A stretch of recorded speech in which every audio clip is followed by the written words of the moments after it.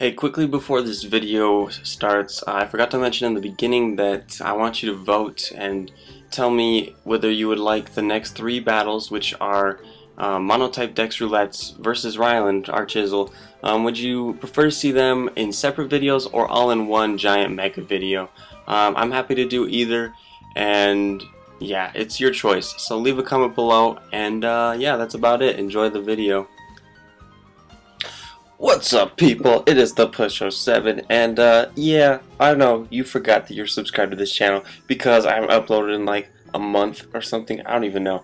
But anyway, just busy stuff. I mean, just buried in paperwork over here. But yeah, today we're gonna have. Oh, actually, you know what? I forgot to thank you guys for 250 subscribers. I'm gonna do that right now. Thank you all. That was pretty cool.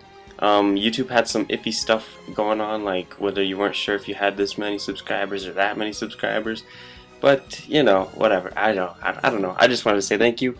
And so anyway, today's match is against BigBirdBigDaddy, as you can see by the title, and it's also a monotype roulette, monotype Pokedex roulette, which means we go to random.org and then get ourselves randomly assigned a number from 1 to 17.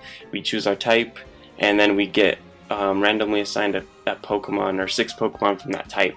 So you can see I got the Pikachu line pretty much, or no, I just got all the Pikachu lookalikes. I got a Molga, Pichu, and Plusle.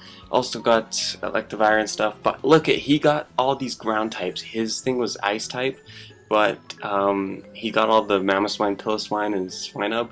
So those are big threats. I know that I'm gonna need like to keep some good switches between a Molga and what's his name, Magnezone, so I can get some advantage on him, you know. But of course you have to lead off with the first thing that was chosen for you, and luckily I got my choice band of Molga, so I'm just gonna go straight up for that big U-turn to bring him down to his focus sash. And I'm gonna go out to my Pichu because that thing is focus sash. I know that he's gonna set up the rocks on the first turn, so I might as well get Pichu in here while his focus sash will still be useful.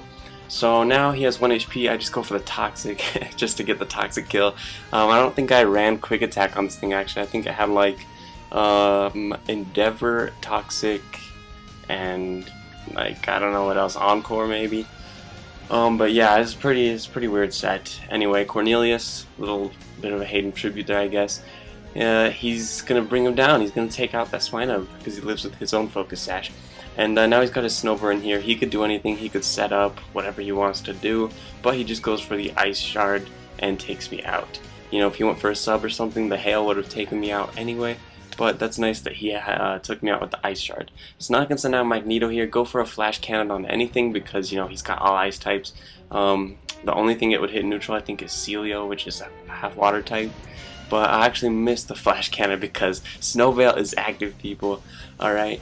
And so we're gonna switch out here, predicting an Earthquake, go to Rotom. It's really nice that I got Rotom and Emolga, 2 things that resist the ground weakness that all the electrics have.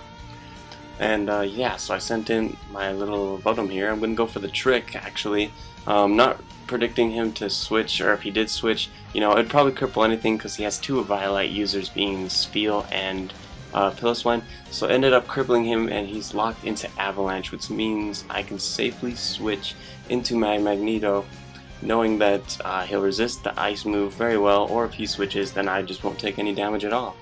But yeah, he ends up switching out to his Snover, and I think I'm just going to try and go for the HP Fire here. I'm not sure. I do have HP Fire on this Magnezone, and he actually goes first, so you know, maybe he's some kind of like Scarf variant, or maybe Magnezone is really just that slow.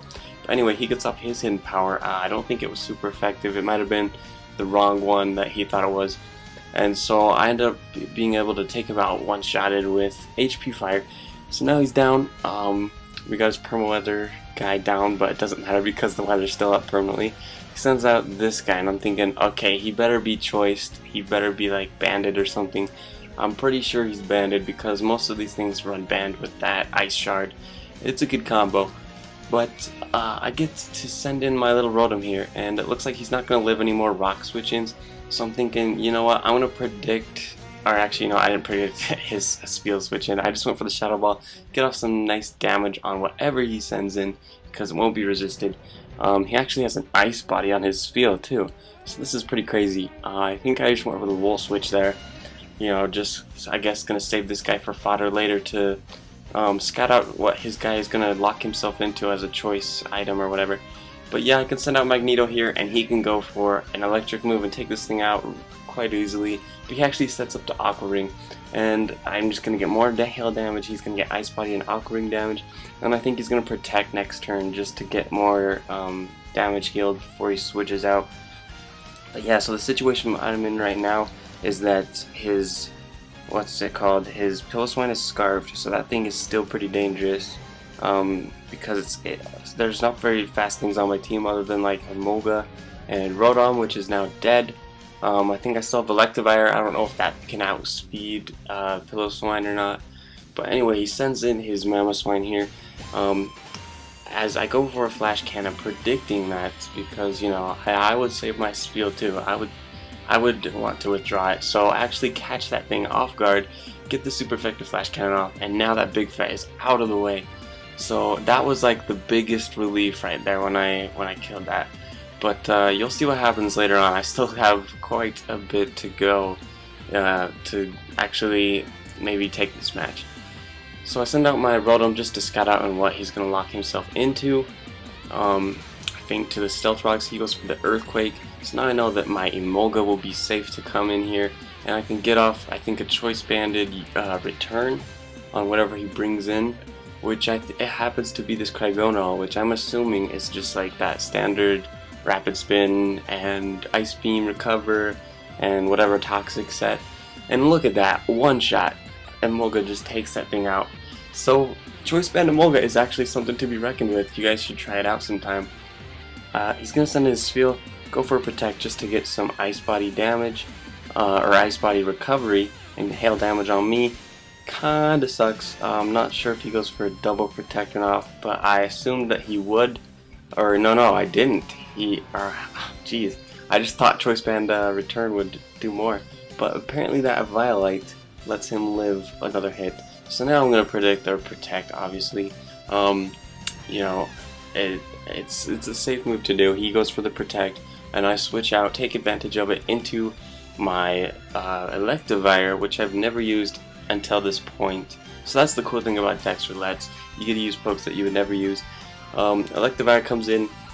He's gonna go for that big, I think, Cross Chop, because, you know, his whole team is ice, so if he switched into something to take the electric move, it would get hit by that Cross Chop. But yeah, he just got some more Protect and like hail damage on me, which is not bad, because then that means his Mamoswine or Piloswine can come back in later, which actually could give him a sweep, because it does have Snow Cloak, and if I miss, then it's not going to be good for me. So he sends his Piloswine, I go for the Cross Chop, and I miss. I think Cross Chop has like lower than 100 accuracy, I'm not sure.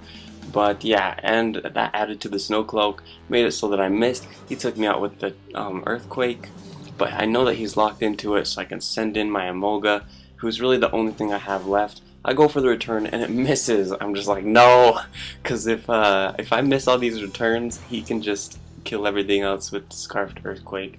So I get off one return here, and guess what? It doesn't even do half, and he doesn't even have his Violite anymore.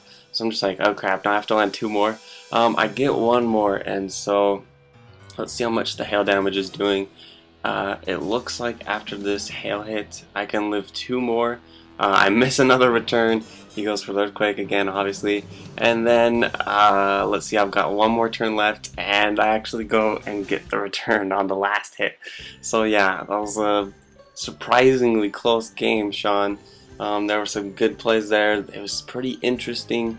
And yeah, so if you like these Monotype Dex Roulettes, then get excited for some more, because, you know, as I said, there's going to be those ones against Ryland. Make sure to give the video a thumbs up rating if you enjoyed. Be sure to leave a comment about the future Monotype Dex Roulettes. if you would like a mega video or 3 regular size videos. Of course, there's the previous battle up there on the screen, and I'll leave all these links to Big Bird Big Daddy and stuff in the description. So yeah, thanks for watching. I'll see you later. Bye bye.